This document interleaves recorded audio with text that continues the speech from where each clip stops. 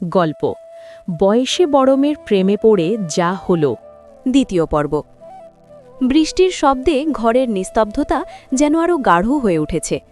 Ion ডায়েরিতে কয়েকটা এলোমেলো লাইন লিখল। তার সমস্ত চিন্তা জুড়ে এখন শুধুই নীলা। গত কয়েকদিন ধরে সে নিজেকে বোঝানোর চেষ্টা করছে যে নীলার প্রতি তার এই অনুভূতি কেবল আবেগ ছাড়া আর কিছু নয়। কিন্তু যতবার সে নীলার মুখোমুখি হয় তার সব যুক্তি যেন তাসের ঘরের মতো ভেঙে পড়ে। বাইরের ঝমঝম বৃষ্টির শব্দে আয়নের হৃৎস্পন্দন বেড়ে যাচ্ছে। সে জানে এই বৃষ্টি নীলার খুব পছন্দ। হঠাৎ দরজায় কড়া নাড়ার শব্দ। আয়ন বুঝতে পারল এটা নীলা ছাড়া আর কেউ হতে পারে না। দরজা খুলতেই দেখল নীলা দাঁড়িয়ে আছে, পরনে হালকা বেগুনি রঙের কামিজ।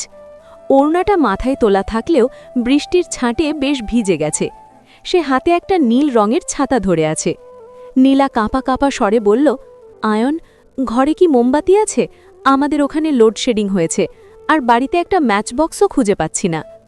আয়ন এক মুহূর্ত দেরি না করে তাকে ভেতরে আসার জায়গা করে দিল।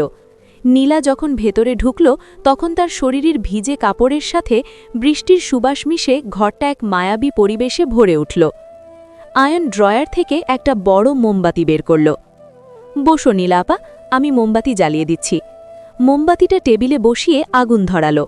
আগুনের সেই শিখায় নীলার মুখটা অদ্ভুত উজ্জ্বল দেখাচ্ছিল। তার চোখের কোণে জমে থাকে বৃষ্টির ফোঁটাগুলো হীরের মতো জ্বলজ্বল করছিল। নীলা সোফায় বসে বলল, বৃষ্টিটা আজ বড্ড বেশি হচ্ছে, আমার একা ঘরে খুব ভয় লাগছিল। আয়ন টেবিলের এক কোণে বসে নীলার দিকে তাকালো।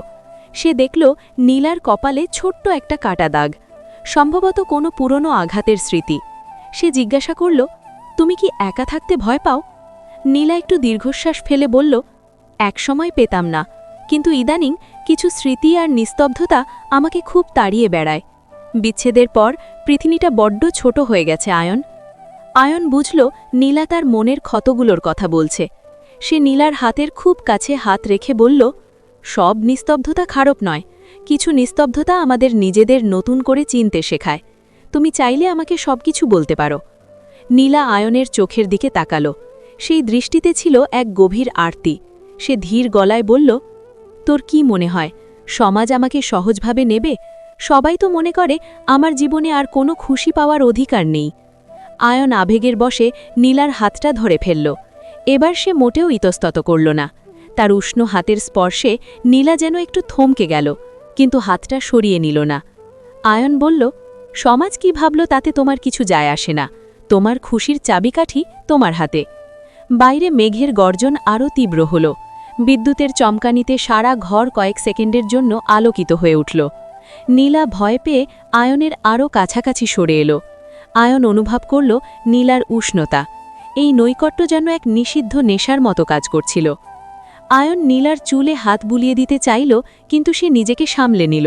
সে জানত এই এক পা এগিয়ে যাওয়াই তাদের জীবনকে চিরতরে বদলে দিতে পারে। নীলা হঠাৎ আয়নের দিকে তাকিয়ে শান্তভাবে বলল, আয়ন, তুই অনেক বড় হয়ে গেছিস। তোকে দেখলে আমার খুব হিংসে হয়।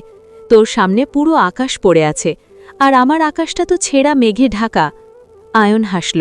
সে ভাবল, নীলার আকাশটা যদি মেঘলা হয় তবে সে সূর্যের আলো হয়ে সেই মেঘ সরিয়ে দেবে। তারা দুজনে বেশ কিছুক্ষণ নিশ্চুপ বসে রইল।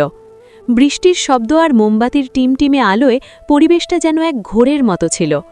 নীলা যখন চলে যাওয়ার জন্য উঠে দাঁড়ালো তখন বৃষ্টির বেগ কিছুটা কমে এসেছে। দরজার কাছে গিয়ে সে বলল, ধন্যবাদ আয়ন, তোর সাথে কথা বললে মনটা হালকা হয়ে যায়। আয়ন শুধু হাসল। সে জানে এই হাসিটা তার বুকের ভেতরের যন্ত্রণা লুকানোর এক ব্যর্থ চেষ্টা। নীলা চলে যাওয়ার পর আয়ন অনেকক্ষণ দরজার কাছে দাঁড়িয়ে রইল। সে অনুভব করছিল তার হাতটা এখনও নীলার হাতের স্পর্শে উষ্ণ হয়ে আছে। যে সম্পর্কের কোনো নাম নেই, যে ভালোবাসা সমাজের চোখে নিষিদ্ধ, সেই আগুনেই কি সে নিজের হাত পুড়িয়ে ফেলছে? আয়ন জানে না। সে কেবল জানে নীলা নামের এই নিষিদ্ধ গল্পের সে কোনো শেষ চায় না।